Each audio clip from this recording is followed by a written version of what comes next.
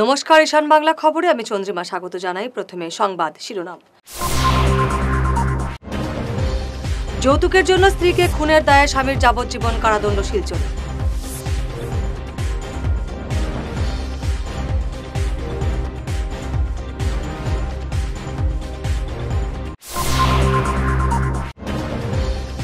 জেলায় জেলায় ফের সুদখোরদের বিরুদ্ধে অভিযান চালাতে প্রস্তুত পুলিশ।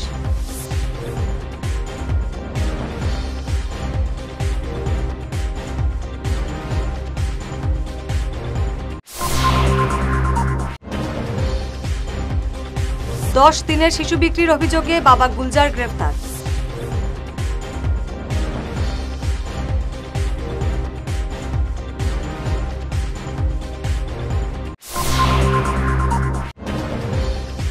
আর মাত্র কয়েক ঘন্টার অপেক্ষা, শনিবার গুয়াহাটিতে ভারত বনাম দক্ষিণ আফ্রিকার দ্বিতীয় টেস্ট ম্যাচ।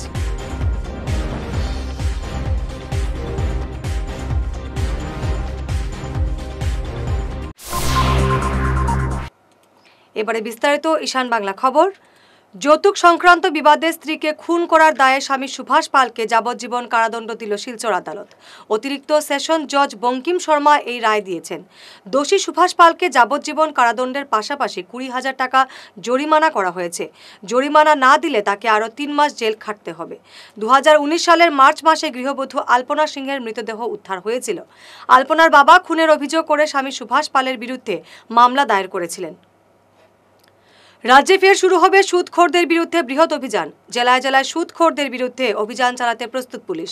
যে কোনো সময় গ্রেফতার হতে পারেন সুদি কারবারিরা। পুলিশের হাতে সুদখোরদের দীর্ঘ তালিকা প্রস্তুত রয়েছে বলে খবর পাওয়া গেছে। যে কোনো মুহূর্তে এই অভিযান শুরু হবে। মুখ্যমন্ত্রী হিমন্ত বিশ্ব শর্মা এ ব্যাপারে কড়া নির্দেশ দিয়েছেন বলে খবর পাওয়া গেছে। 10 দিনের সন্তানকে 40,000 টাকায় বিক্রির অভিযোগে অবশেষে গ্রেফতার হলেন পাষণ্ড বাবা গুলজার হোসেন। গতকাল রাতে পুলিশ তাকে গ্রেফতার করে। গত 13 নভেম্বর গুলজার তার দ্বিতীয় স্ত্রী সমীরুন নেছার শিশুপুত্রকে প্রথম স্ত্রী রৌশানা বেগম এবং দালাল আমির হোসেনের মাধ্যমে বিক্রি করে দেয়। দালাল আমির হোসেন আগেই গ্রেফতার হয়েছিল। আর মাত্র কয়েক ঘন্টার অপেক্ষা, ভারত বনাম দক্ষিণ আফ্রিকার দ্বিতীয় টেস্ট ম্যাচ।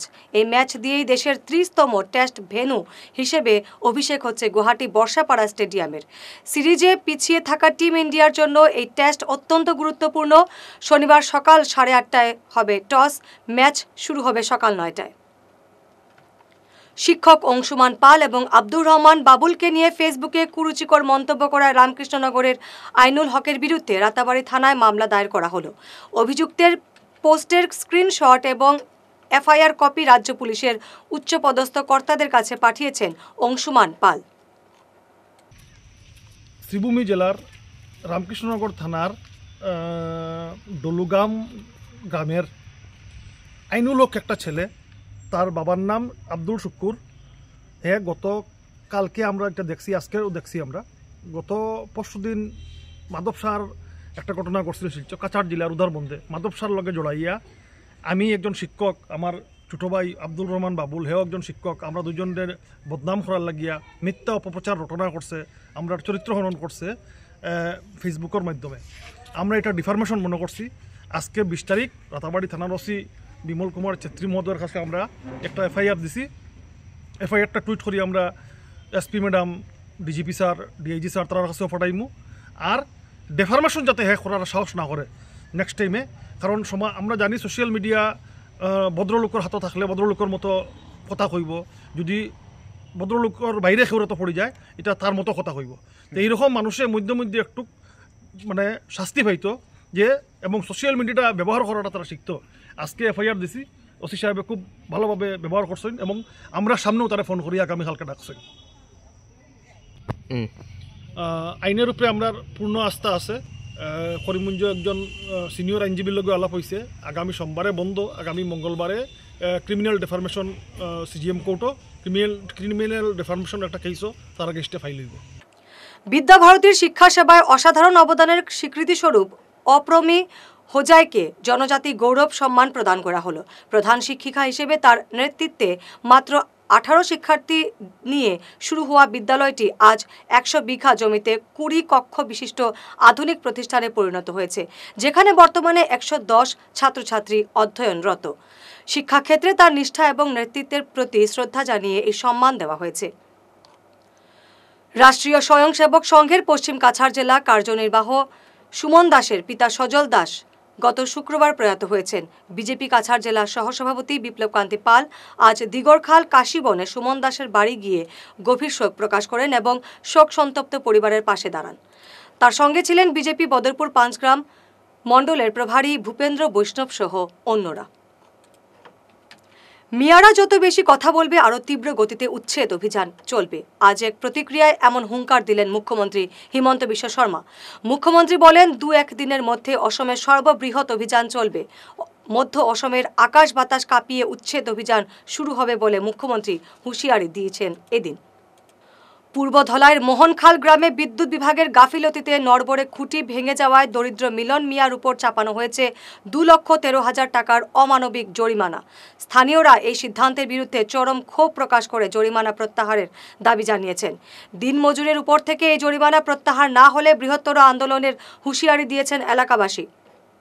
আমার নিজের কাজের লাগি করার লাগি আর হঠাৎ একটা অ্যাক্সিডেন্ট হয়ে গেছে। তার আগেও কইছি আমি আমার গাছকু কাটোবা ডালগুন কাটিলে না আমার হয়ে যায়। খারে কইছলা ও বিদ্যুৎ বিভাগ রে হ্যাঁ লাইনম্যান এর বাদে ওটা টুকলা হতা যেটা কাটোই না তার এটা তারা খানো দেয় না। ও আমি আমার বেশ জরুরি পড়ে গেছে, ঠান্ডার দিন আইছি, আমি ফট করে খাটিয়া ফালাইতে সময় ঘটনা গেছে। তবু আমি রাজি আছি, আপনারা যদি আমার সামান্য জরিমানা করিলে আমি দিতে বাধ্য।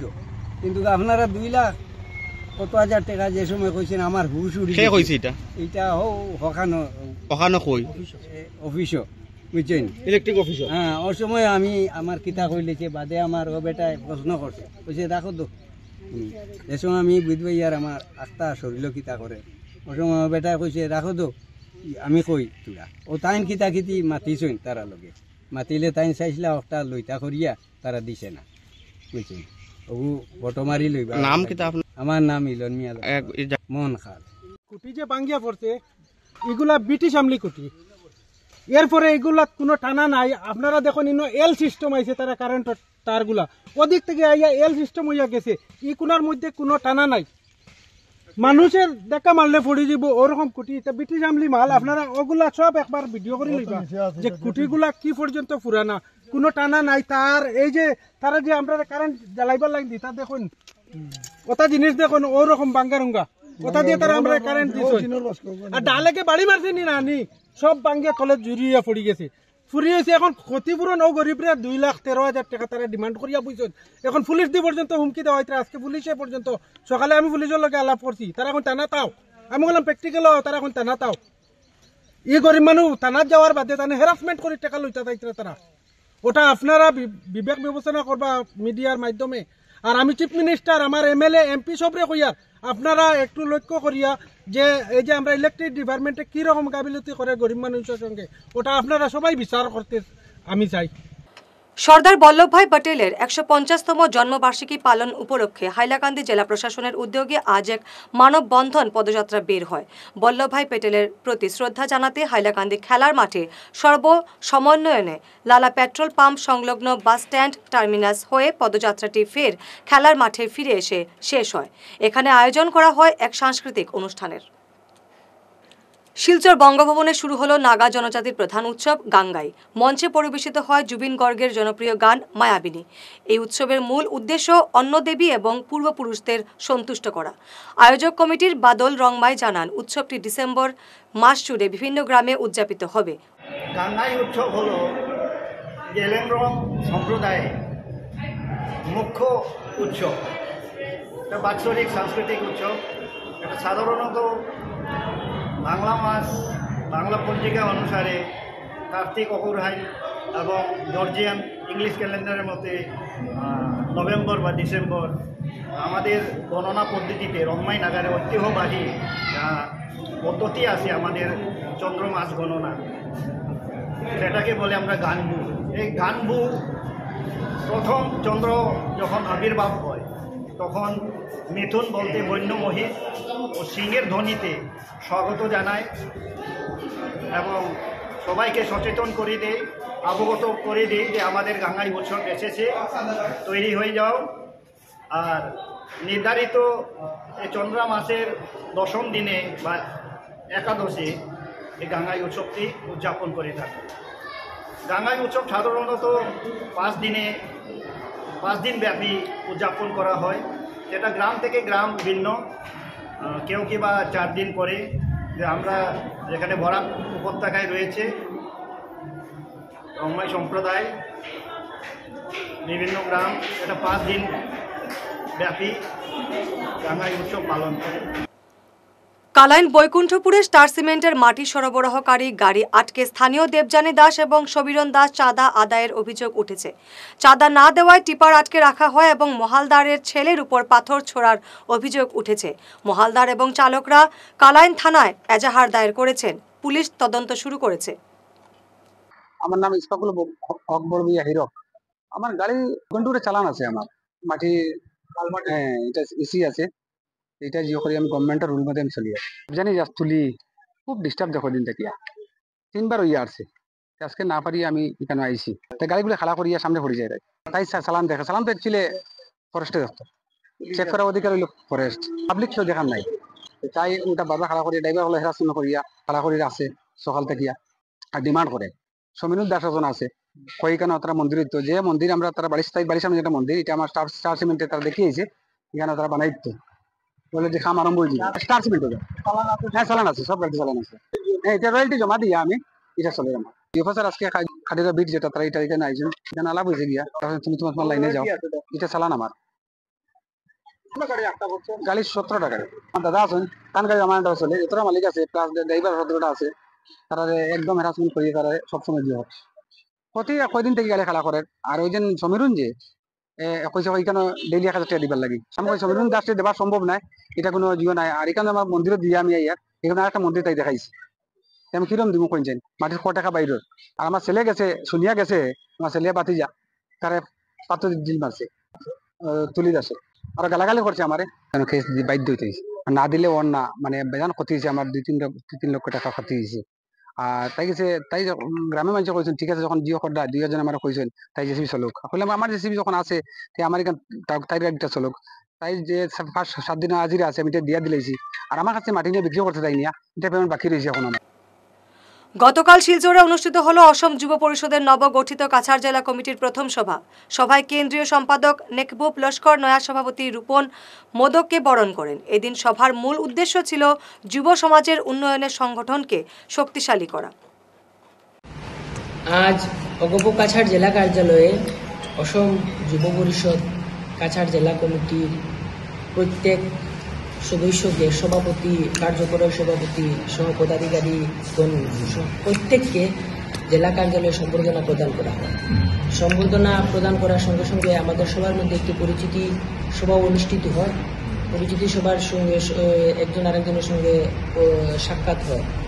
তারপর আমরা অসম যুব পরিষদকে কাছাড় জেলায় আগামী দিনে কীভাবে আরও অধিক শক্তিশালী এবং মজবুত করে তুলব তা নিয়ে আমরা বিস্তারিতভাবে আলাপ আলোচনা করি। ধন্যবাদ। কেন্দ্রীয় কমিটির নির্দেশ মতে আগামী দিনে আমরা কাছাড় জেলার 7টি বিধানসভা সমষ্টিতে অসম যুব পরিষদের বিধানসভা কমিটি খুব তাড়াতাড়ি গঠন করব। তার জন্য আমরা আজ বিস্তারিতভাবে আলাপ আলোচনা করেছি জেলা কমিটিতে। ধন্যবাদ। রূপন মোদক, আমি প্রথম দায়িত্ব পাইলাম যুব পরিষদের। আমাকে এই গুরু দায়িত্ব দেওয়ার জন্য দলের সভাপতি অতুল বরা মহাশয়কে, কার্যকরী সভাপতি কেশব মহন্ত মহাশয়, অসম যুব পরিষদের কেন্দ্রীয় সভাপতি জিতু বরগুয়াই মহাশয়কে, কার্যকরী সভাপতি ঋষিকেশ শর্মা মহাশয়কে, কেন্দ্রীয় সম্পাদক নেকবুব হোসেন লস্কর মহাশয়কে আন্তরিক ধন্যবাদ জ্ঞাপন করেছি। আজ দলের কার্যালয়ে আমাকে সহ যুব পরিষদের প্রত্যেক সদস্যের সংবর্ধনা প্রদান করা হবে, তার জন্য ধন্যবাদ জানাই সবাইকে। আজ প্রথম কার্যবাহী সভায় আজ যুব পরিষদের প্রত্যেক কার্যকর্তা নিয়ে আলাপ আলোচনা করি। অসম যুব পরিষদকে কাছাড় জেলায় আরও অধিক শক্তিশালী করিয়া মজবুত করার জন্য এগিয়ে নেব। অসংখ্য ধন্যবাদ। আজকে প্রথম ফার্স্ট এক্সিকিউটিভ আমরা অসম যুব পরিষদ কাছাড় ডিস্ট্রিক্টের যে মিটিং করা হয়েছে, এখানে সবাইকে সম্বর্ধনা জানানো হয়েছে। প্লাস আমরা যে আজকে এই দায়িত্ব নিয়েছি যে আমরা আগামীতে আমরা যতটি বিধানসভা আছে এখানে আমরা যুব পরিষদের বিধান কমিটিগুলো গঠন করা হইব। প্লাস আমরা সাংগঠনিকভাবে আমরা অসম যুব পরিষদকে এগিয়ে নিয়ে যাব। সংবাদ শেষ করার আগে শিরোনাম আরো একবার। যৌতুকের জন্য স্ত্রীকে খুনের দায়ে স্বামীর যাবজ্জীবন কারাদণ্ড শিলচর।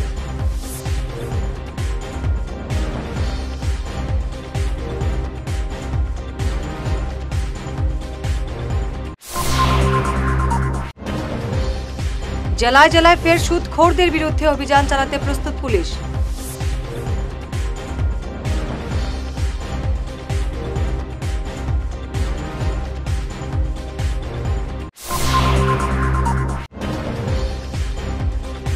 দশ দিনের শিশু বিক্রির অভিযোগে বাবা গুলজার গ্রেফতার।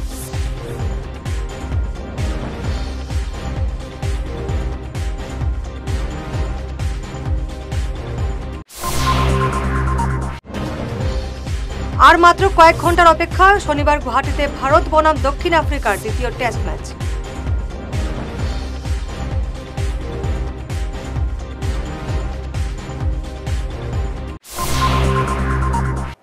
আজকের মতো ঈশান বাংলা খবর এ পর্যন্তই। নমস্কার।